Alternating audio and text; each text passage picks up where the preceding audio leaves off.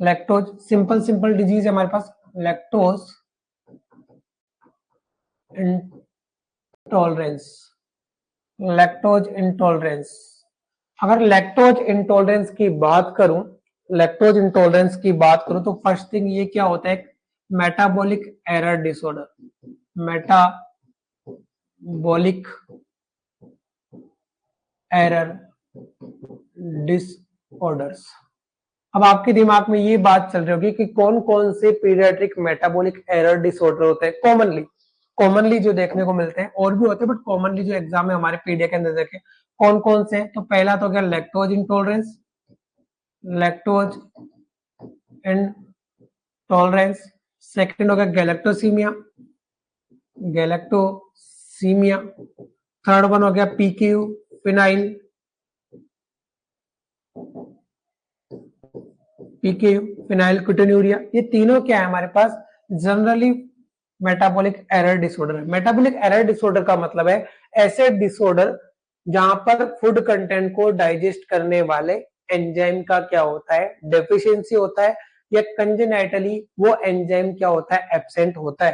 जैसे कि बात करें लैक्टोज इंटॉलरेंस के अंदर लैक्टेज एंजाइम एब्सेंट होगा, पीकेयू के अंदर क्या होगा हमारे पास, फिनाइल एलानिन को डाइजेस्ट करने वाला फिनाइल एलानिन एंजाइम्स क्या होता है यहाँ पर एब्सेंट होता है। तो ये सारे डिजीज किसके अंदर काउंट होती है, मेटाबॉलिक एरर डिसऑर्डर के अंदर काउंट होती है। तो पहला जो डिजीज हम डिस्कस कर रहे हैं यहाँ पर वो है लैक्टोज इंटॉलरेंस। तीनों को एक साथ ही पढ़ लेते हैं, ठीक है। पहला डिजीज डिस्कस कर लेते हैं आज, पहला है लैक्टोज इंटॉलरेंस।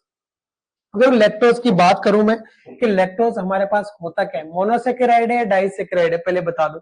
लैक्टोज जो है कार्बोहाइड्रेट शुगर जो हमारे पास है वो मोनोसेकेराइड होता है या डाइसेकेराइड होता है, बोलेगा क्या होता है, मोनोसेकेराइड है डाइसेकेराइड है, जस्ट एक्सप्लेन। यस, अरे भाई दो तरह के होते हैं ना, मोनोसेकेराइड डाइसेकेराइड। जैसे ग्लूकोज और गैलेक्टोज होगा, फ्रक्टोज होगा, क्या होगा लैक्टोज। लैक्टोज होता है डाइसेकेराइड, क्या होता है डाइसेकेराइड, ठीक है। ये किसकी है प्रेजेंट में, नॉर्मली अगर बात करें किसकी प्रेजेंट में, बात करें किसकी प्रेजेंट में, लैक्टेज एंजाइम, लैक्टेज एंजाइम की प्रेजेंट में फूड कंटेंट किसमें टूटता है, ग्लूकोज, ग्लूकोज प्लस गैलेक्टोज। और ये क्या होते हैं दोनों मोनोसेकेराइड, ये दोनों क्या है मोनोसेकेराइड, क्या ये मोनोसेकेराइड। और मोनोसेकेराइड क्या होता है, इजीली जीआईटी से क्या होता है, जीआईटी स्मॉल इंटेस्टाइन से एब्जॉर्ब हो जाता है, स्मॉल इंटेस्टाइन, और फिर क्या होगा एब्जॉर्प्शन,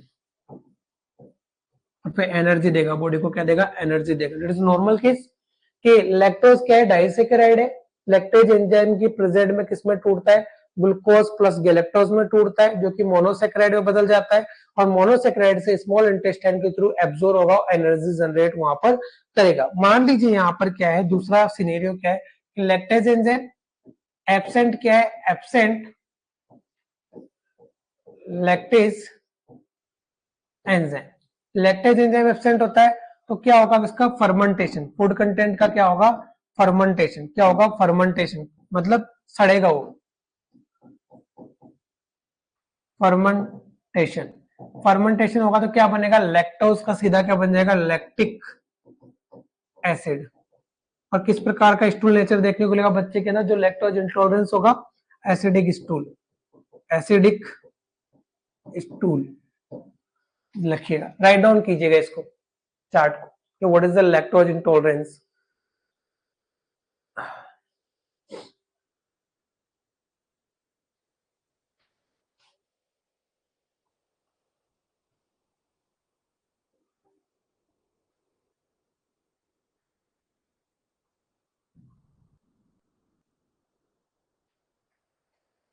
चलेगा, लिखा, ओके चलेगा। डेफिनेशन लिखो यहां पर अब,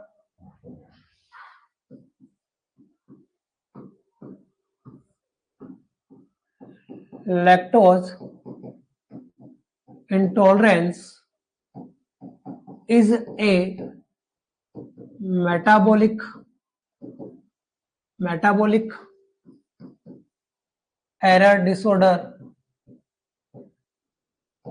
due to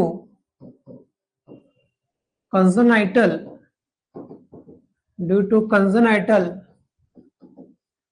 deficiency of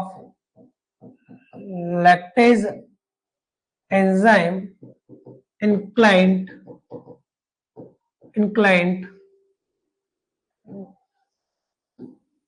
unable to digest, unable to break down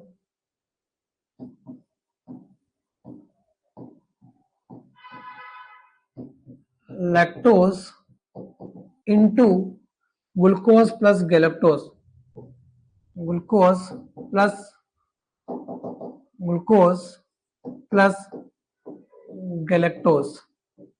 known as lactose intolerance, क्या होगा यहाँ पर रिजल्टिंग अगर बात करें आगे, that's why fermentation of lactose sugar and change into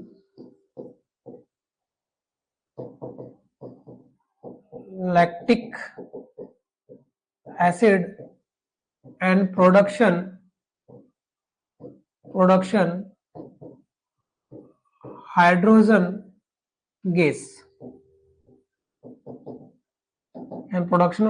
gas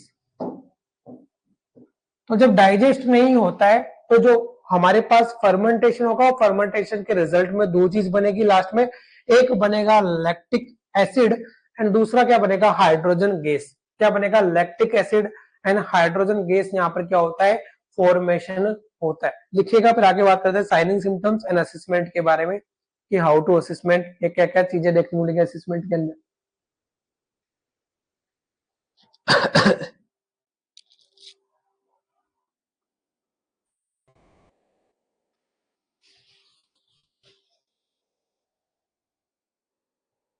चले आगे, लिखा चलेगा। अब देखो असेसमेंट फाइंडिंग की मैं बात करूं कि what is the assessment finding, कि क्या क्या मिलता है असेसमेंट के अंदर। तो असेसमेंट में जो मिलता है, जो डायरिया यहाँ पर होता है उसको क्या बोलते हैं, profuse watery diarrhoea. First thing क्या मिलेगी कि मिल्क डाइजेस्ट हो नहीं रहा तो होगा क्या, प्रोफ्यूज वाटरी डायरिया। ठीक है, स्टूल का नेचर क्या होगा, acidic nature stool, acidic nature of stool. ठीक है, जो मिल्क होता है वो विटामिन डी एंड कैल्शियम के एब्जॉर्प्शन में काम आता है। तो deficiency of vitamin D and calcium क्या होगा यहाँ पर, जब मिल्क डाइजेस्ट नहीं होगा तो deficiency of vitamin D and calcium, ये डेफिशिएंसी देखने को मिलेगा। जब डेफिशिएंसी होगा मिल्क डाइमेनली जो बच्चा होता है मिल्क पे डिपेंड होता है, तो फेलियर टू थ्राइव, जहां पे बच्चे का वेट गेन नहीं होगा, फेलियर टू थ्राइव, ये देखने को वेट गेन नहीं होगा। ठीक है, नेक्स्ट हम बात करें कि मिल्क के अंदर एसेंशियल अमाइनो एसिड्स भी होते हैं, तो चाइल्ड में भी माइल्ड मेंटल रिटार्डेशन हो सकता है। तो माइल्ड मेंटल रिटार्डेशन ये देखने को मिल सकता है। आगे बात करें और कॉमन जो साइन सिम्टम हमने बात करी कि एब्डोमिनल पेन, ठीक है,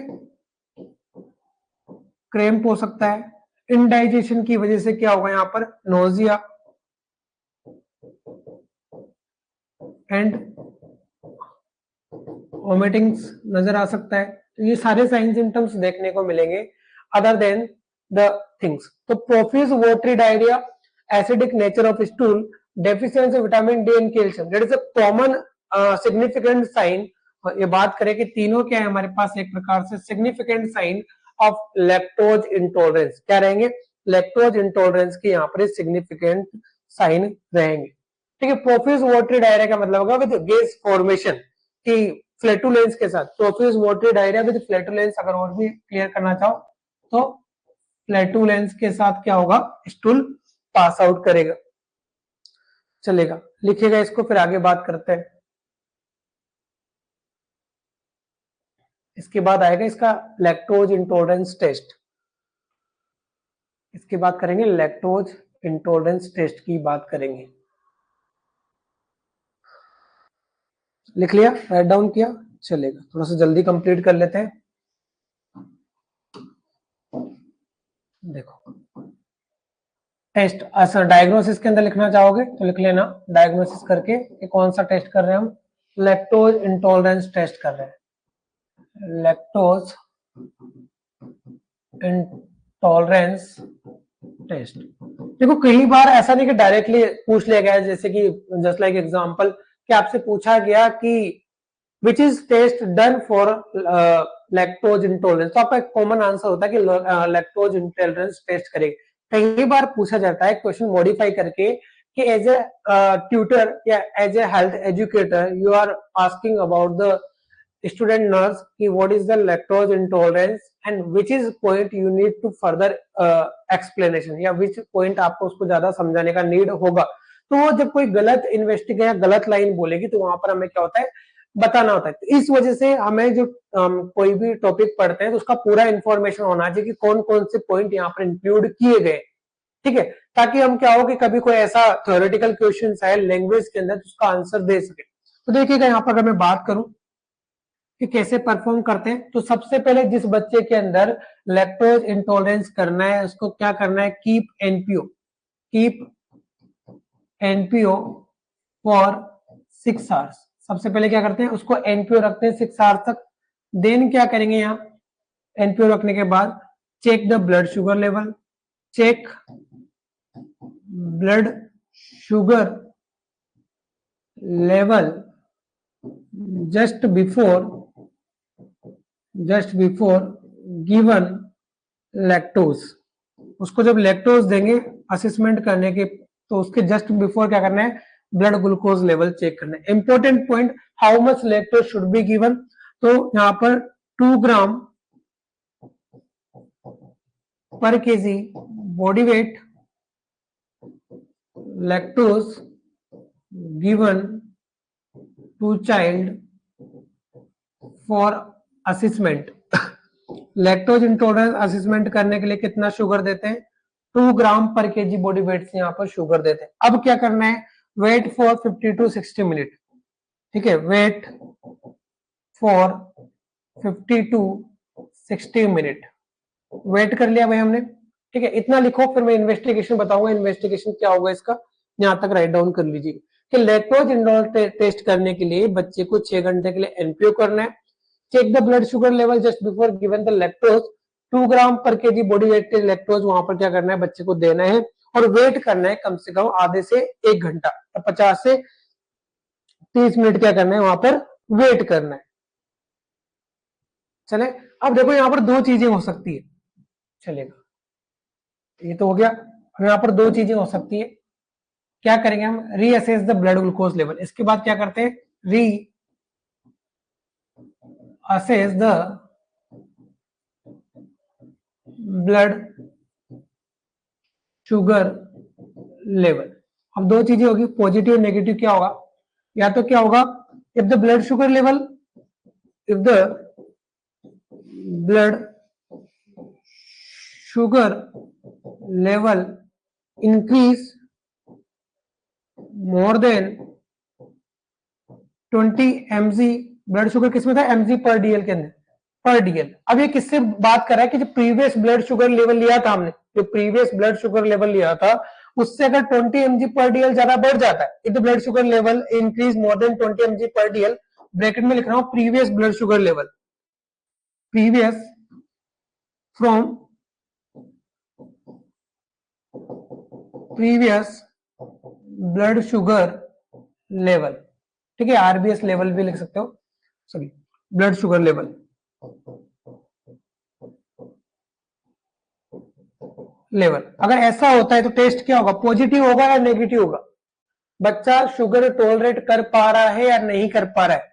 बच्चे का ब्लड शुगर लेवल क्या हो गया, बढ़ गया। क्या हो गया, बढ़ गया। तो इस केस को हम क्या बोलेंगे कि वो टॉलरेट कर पा रहा है, नहीं कर पा रहा है? टॉलरेट कर पा रहा है, तो टेस्ट क्या होगा, नेगेटिव। क्या होगा यहाँ पर, negative. Do not having the lactose intolerance, baby को क्या होगा, नेगेटिव का मतलब do not having, do not having कुछ और प्रॉब्लम है, do not having lactose intolerance, lactose intolerance, बच्चे को कोई लैक्टोज इंटॉलरेंस नहीं है। ठीक है, अगर यही केस मान लीजिए यहां पर क्या हो रहा है, if blood sugar level, if blood sugar level do not rise, do not rise more than 20 mg/dl, से ज्यादा नहीं बढ़ा है, या कोई चेंज नहीं हुआ है, डू नॉट चेंज, या फिर सिंपली हो सकता है डू नॉट चेंज। दूसरा क्या हो सकता है, do not change, do not change. तो ये क्या होगा, टेस्ट पॉजिटिव होगा। क्या होगा, पॉजिटिव। पॉजिटिव का मतलब क्या होगा, baby having the lactose intolerance. ठीक है, बेबी हैविंग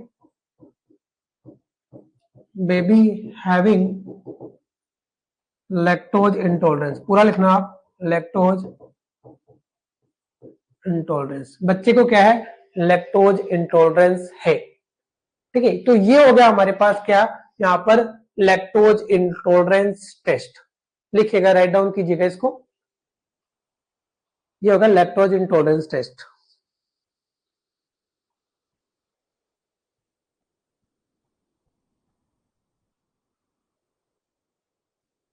और लैक्टोज इंटॉलरेंस टेस्ट को क्या बोलते हैं, कंफर्मेटरी टेस्ट। इसी को क्या बोलते हैं, ऊपर लिख लेना, कंफर्मेशन टेस्ट, जहां पर भी हमने मेंशन किया होगा। इसको क्या लिखना है, कंफर्मेटरी टेस्ट। यहाँ पर क्या लिखोगे आप, ये क्या है, एक प्रकार का कंफर्मेशन टेस्ट। कंफर्मेशन टेस्ट क्या है, कंफर्मेशन टेस्ट। इसके बाद इसको राइट डाउन कर लीजिए, do not change, positive, baby having the lactose intolerance, baby को क्या है यहाँ पर, लैक्टोज इंटॉलरेंस है। चलें आगे। ये लिखा, आगे चलूं,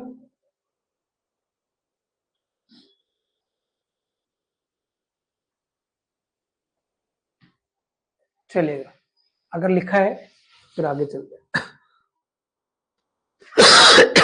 कंप्लीट लिख लीजिए, हो गया। चलो, इसके बाद नेक्स्ट टेस्ट करते हैं, हाइड्रोजन ब्रीथ टेस्ट। सेकंड क्या है यहाँ पर, हाइड्रोजन ब्रीथ टेस्ट। ठीक है, ये भी एक प्रकार का सिग्निफिकेंट है, पहले बात करें, it is a more significant test,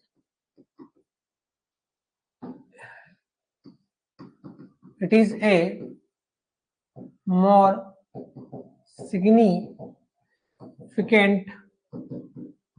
test, ज्यादा सिग्निफिकेंट टेस्ट है, it is a more significant test, but not use because young child having diarrhea,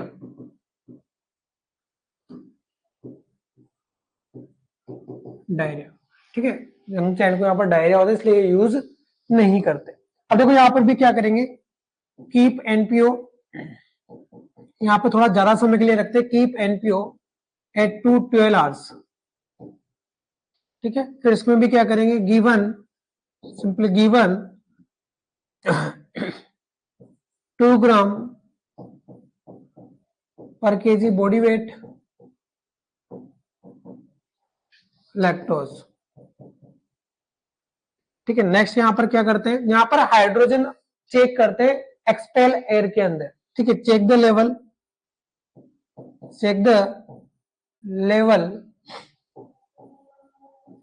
hydrogen ions in expel air by the person या client, बच्चा भी लिख सकते हो। If the hydrogen ions more than 11 ppm, ठीक है, ppm के अंदर 11 ppm, ठीक है। If the hydrogen ion more than 11 ppm, test is positive, test positive. और टेस्ट पॉजिटिव का मतलब child having the lactose intolerance, कि बच्चे को क्या है, लैक्टोज इंटॉलरेंस। यहाँ पर जनरली 8 से 12 घंटे के लिए यहाँ पर एनपीओ करेंगे, फिर 2 gram per kg body wait से लैक्टोज देंगे। वेट फॉर, अगर बात करें कितना समय का वेट करते हैं, इसको समय ज्यादा लगता है, इसलिए कम से कम 2 to 4 आवर्स का वेट करते हैं। और फिर 2 to 4 आवर्स बाद क्या करेंगे, जो एक्सपेल एयर है उसको कलेक्ट करेंगे, उसके अंदर हाइड्रोजन आयन का स्टडी करेंगे। अगर hydrogen ion more than 11 ppm से ज्यादा अगर देखने को मिलता है तो टेस्ट क्या होगा, पॉजिटिव होगा। टेस्ट क्या होगा, पॉजिटिव होगा। किसके लिए, यहाँ पर लैक्टोज इंटॉलरेंस के लिए। चलें आगे। इसके बाद है स्टूल एसिडिटी टेस्ट, जिसके अंदर क्या होगा, एसिडिक नेचर ऑफ स्टूल देखने को मिलेगा।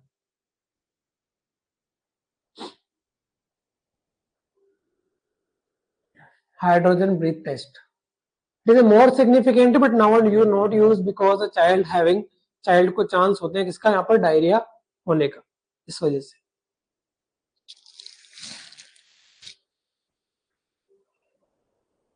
चलेगा। नेक्स्ट है यहाँ पर थर्ड वन टेस्ट जो है, तीसरा टेस्ट जो है stool acidity test. In case of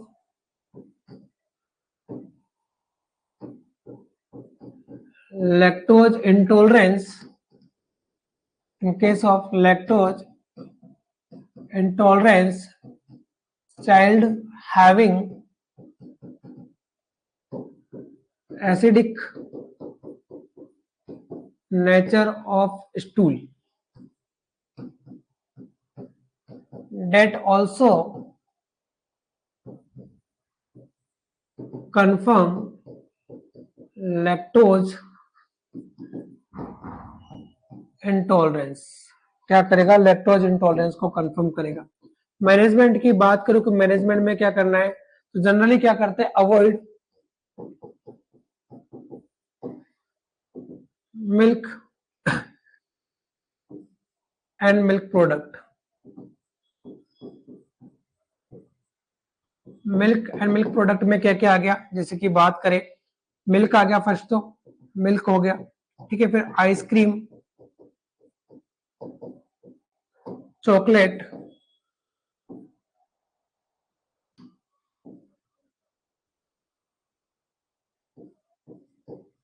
chocolate हो गया, देन केक, ठीक है। और भी कोई अच्छी चीज बनती हो जो भी तुम्हें पता हो मिल्क से, वो सारी यहाँ पर क्या करेंगे, अवॉइड करेंगे, ठीक है। क्या करना है, अवॉइड करना है, milk and milk product avoid करना है। जनरली अगर मिल्क देंगे, अगर यहाँ पर बात की जाए मैनेजमेंट के अंदर, हाँ, इफ, चलो अभी अवॉइड लिख लो, फिर बाद में बात करते हैं कि अब यहाँ पर मिल्क हो गया, कौन से प्रोडक्ट दे सकते हैं, which is milk product can given, ठीक है। क्वेश्चन आता है कि which milk product can be given. हमने लिख तो दिया कि मिल्क प्रोडक्ट अवॉइड करेंगे, पर ऐसा कुछ मिल्क प्रोडक्ट होते हैं जिनको हम यहाँ पर दे सकते हैं। तो देखिएगा कौन कौन से मिल्क प्रोडक्ट है वो हमारे पास आएगा। सबसे पहले तो हार्ड चीज, डायरेक्ट से मिल्क से जो चीजें बनेगी वो नहीं देना है। क्या क्या दे सकते हैं, कर्ड, दही दे सकते हैं, हार्ड चीज, ठीक है, butter milk, yogurt,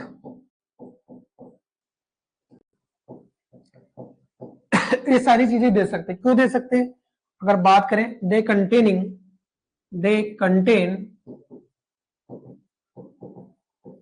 inactive form of lactic acids. इनके अंदर क्या है, इनएक्टिव फॉर्म में लैक्टिक एसिड प्रेजेंट है, जैसे जीआईटी के अंदर जाएगा वो लैक्टिक एसिड क्या होगा, एक्टिव होगा और इन चीजों का क्या करवा देगा, डाइजेस्ट करवा देगा। इसलिए मिल्क से डायरेक्ट जो बनने वाले प्रोडक्ट है, मिल्क एंड मिल्क प्रोडक्ट, उनको अवॉइड करना है। इसके अलावा कर्ड दे सकते हो, हार्ड चीज दे सकते हो, बटर मिल्क दे सकते हो, योगर्ट दे सकते हो, लस्सी वगैरह जितनी भी चीजें हम नॉर्मली यूज कर सकते हैं वो यहाँ पर हम क्या कर सकते हैं, दे सकते हैं, वी कैन गिवन।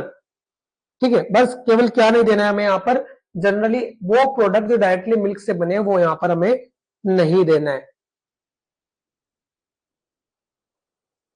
आगे चले,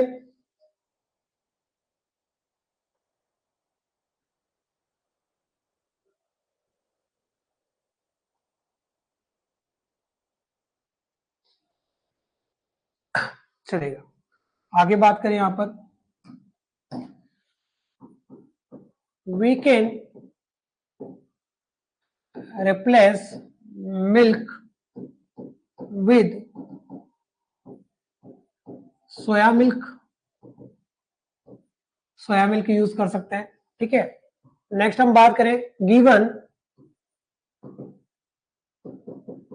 vitamin D and calcium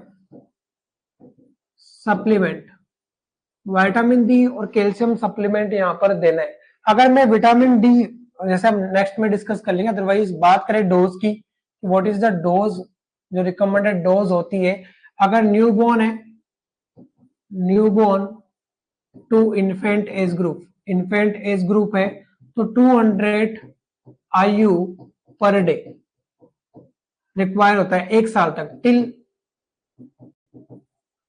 1 year of as. ठीक है, 200 IU होता है। चाइल्ड है, कोई चाइल्ड है हमारे पास, चाइल्ड तो कितना हो जाएगा, 400 IU पर डे। ठीक है, नेक्स्ट बात करें यहाँ पर यंग चाइल्ड, यंग चाइल्ड या बात करें यहाँ पर 8 to 12 ईयर्स अगर एज ग्रुप है तो ये कितना हो जाता है, 800 IU पर डे। ठीक है, एडल्ट है तो एडल्ट के लिए जो यूज करते हैं या तो 6 लाख, 6 लाख एक इंजेक्शन आता है, इंजेक्शन विटामिन D3 किस रूट से लगाते हैं, IM रूट, ये यूज कर लेंगे। ठीक है, नॉर्मली 6 लाख यूज कर लेंगे या फिर क्या करेंगे, सेचेट यूज करेंगे। सेचेट जो कितने आते हैं, 60,000 हो गया, हो गया IU, 60,000 IU के आते हैं। 5 सेचेट 5 यूज करना है, once in a week, once in a week for 5 weeks, for 5 weeks, once in a week for 5 weeks क्या करना है, यूज करना है। तो विटामिन डी भी आप यहाँ पर रिकमेंडेड डोज लिख सकते हो कि न्यूबॉर्न के अंदर 200 IU पर डे देते हैं। ठीक है, न्यूबॉर्न के अंदर 200 IU पर डे देंगे। बात करें यहाँ पर कि चाइल्ड होगा तो 400, यंग चाइल्ड हो 800 देंगे, एडल्ट है तो 6 लाख, और अगर सेचेट की बात करें 60,000 IU is for 5 weeks, once in a week for 5 week यहाँ पर क्या है, रिकमेंडेड किया गया है या बोला गया है देने के लिए, लिखेगा। इसके बाद लास्ट एक लाइन बचा इसके अंदर लैक्टेज एंजाइम के बारे में, क्या how to given the lactase enzyme, उसका यहाँ पर डिस्कस करेंगे हम।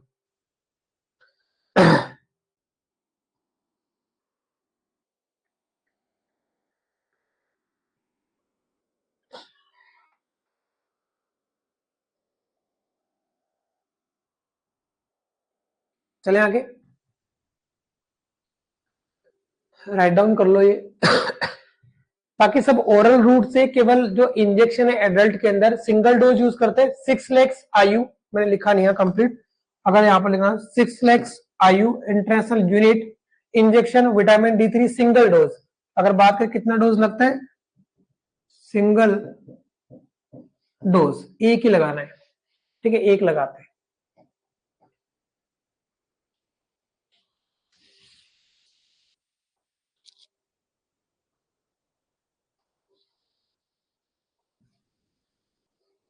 चलेगा, ये हो गया हमारे पास। नेक्स्ट में बात कर लू यहाँ पर lactase enzyme, how to given lactase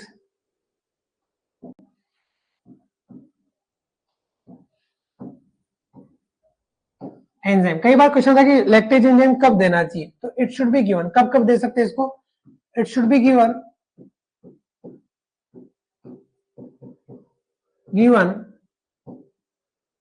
along with milk, milk के साथ मिक्स कर दो, along with milk and 30 minutes, within 30 minutes, within 30 minutes of consumption of milk product,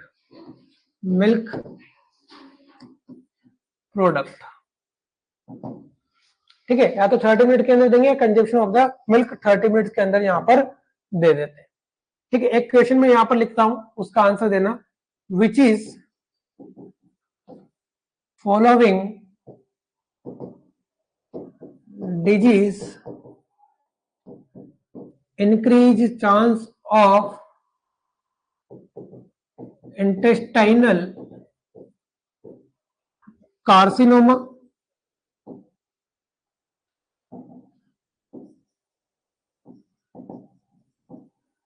या उसको बोलते हैं एडिनो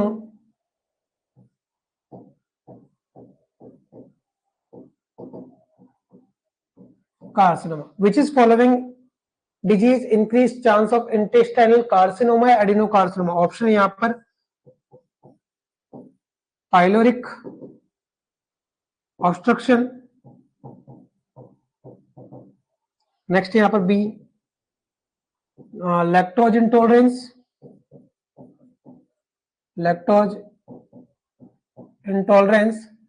सी यहां पर सीलियक डिजीज, और डी है यहां पर आपके पास, अगर बात करें last one, that is the case of congenital megacolon या ए गैंग्लियोनिक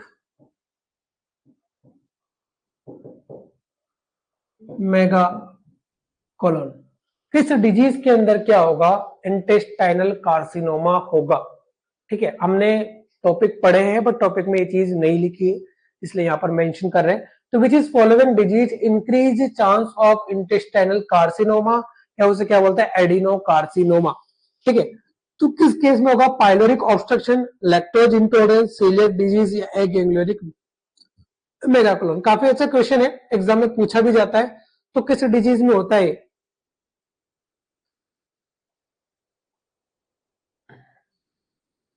बस आंसर कीजिएगा कौन से डिजीज में होगा हमारे पास।